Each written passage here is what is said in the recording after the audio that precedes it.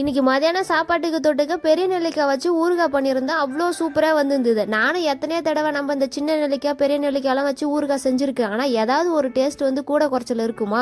ஆனால் இன்னைக்கு சமைச்ச இந்த ஊறுகாய் அவ்வளோ சூப்பராக வந்தது. சரி உங்கள் கூடயும் ஷேர் பண்ணிடலான்னு அப்படியே வீடியோ எடுத்து வச்சுருந்தேன். பெரிய நெல்லிக்காய் ஏதுன்னு பார்த்தீங்கன்னா அண்ணன் பையன் தான் எடுத்துகிட்டு வந்தான். அங்கே வந்து காட்டில் நிறையா இருக்குது அப்படின்னு சொல்லிட்டு நல்லா காயெல்லாம் நல்லா தண்ணியில் போட்டு அலசி சுத்தம் பண்ணி எடுத்துட்டு இட்லி பானையில் எப்பயும் போல் வேக வச்சு எடுத்து தனியாக ஆற வச்சாச்சு.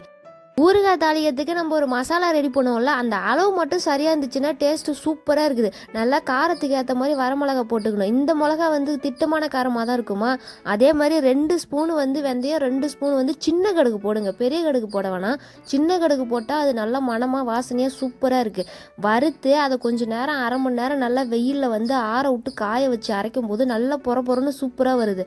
அதுக்கப்புறம் மறுபடியும் நம்ம நல்லெண்ணையும் போட்டுக்கலாம், இல்லைனா கடலை எண்ணெயும் ஊற்றிக்கலாம் தாளிக்கிறதுக்கு. நான் கடலை எண்ணெய் தான் இன்றைக்கி ஊற்றிக்கிட்டேன்.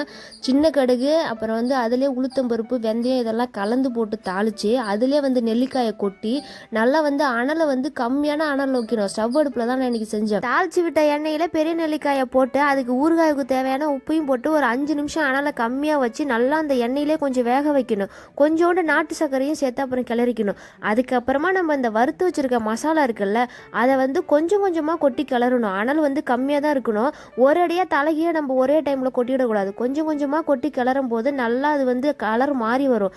இது வந்து ரெடி ஆகிறதுக்கு ஒரு 10 நிமிஷம் ஆகும். அது நல்லா அந்த உப்பு ஊறுகாய் அப்புறம் அந்த மசாலா அது கூடலாம் சேர்ந்து வரும்போது தான் ஊறுகாய் வந்து செம்ம டேஸ்ட்டாக இருக்கும். அதே மாதிரி இந்த ஊறுகாய்க்கு நம்ம இந்த தாளிக்கிறதுக்கு மசாலா அரைக்கிறோம்ல, அது வந்து ரொம்ப நைஸாக அரைச்சிடக்கூடாது. இந்த மாதிரி குறன்னு இருந்தால் தான் சூப்பராக இருக்குது.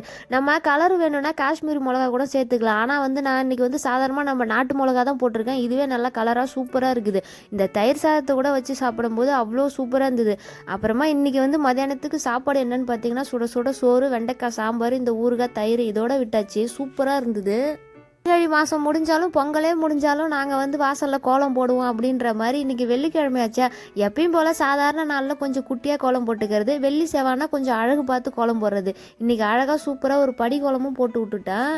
வீடியோ பிடிச்சிருந்ததுன்னா ஒரே ஒரு லைக் மட்டும் போடுங்க. எனக்காக இவ்வளோ பாசிட்டிவாக பேசுகிற உங்கள் எல்லாருக்குமே ரொம்ப ரொம்ப நன்றி.